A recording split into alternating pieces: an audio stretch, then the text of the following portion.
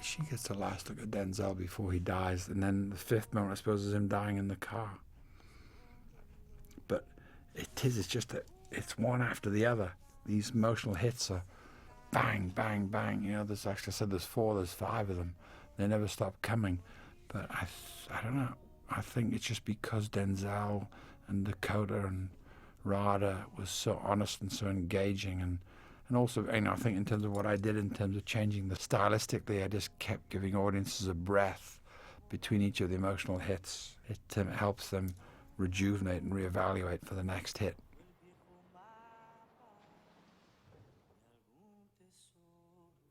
It's like sprinting and then walking. There were wind sprints to the walks, and the walks are the emotional hits.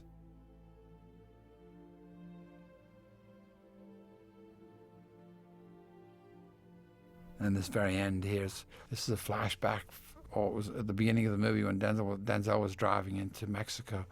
That was then, as we now discover, was a flash forward to this end here.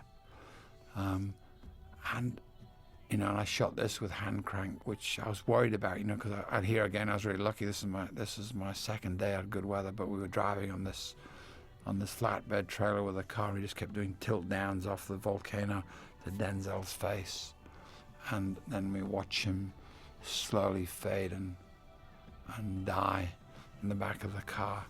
But the mixture of hand crank and the music, and also what I haven't talked about so far is in terms of the music. Lisa Gerrard really captured for me the soul of the movie with her. She's got an extraordinary voice, unusual voice in terms of capturing the emotion of these characters in the end of the movie. I saved Lisa's voice for the end of the movie, and I just peppered it back a little bit through the rest of the movie so it didn't come out of left field. But Lisa really gives you her voice, whatever it is she does, she has a language of her own, and it's international, or it's cosmic, and that language just elicits this powerful emotion, and she gave it to me in the places that I really needed it. We used such a smorgasbord of different music. Harry Gregson Williams, once again, was my composer, and I think I don't think Harry was going through a tough emotional time in terms of his personal life, and I think a lot of that came to this score. I used a band and was very much in sync with what was going on inside Denzel's head, and we used Nine Inch Nails in terms of the anger and the pain that Trent puts out, and the darkness and the strange that he puts out. This music encompassed so much of what was happening inside Denzel's head, especially, for instance, in the suicide sequence, which Robert cut, who's my third editor.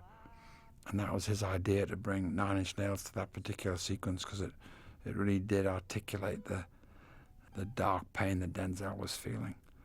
And then Skip with, we did different covers. We did covers of Santana with Kinky, and then instead of Herb Albert, used Razzle Dazzle, but that's all Skip. So all the guys that I work with in terms of musicians and editors and cameramen, they're all part and parcel of my family. It's a right arm and left arm. They service the movie and service my needs, and it's a big family that all pulls together. And I hope you enjoyed the movie.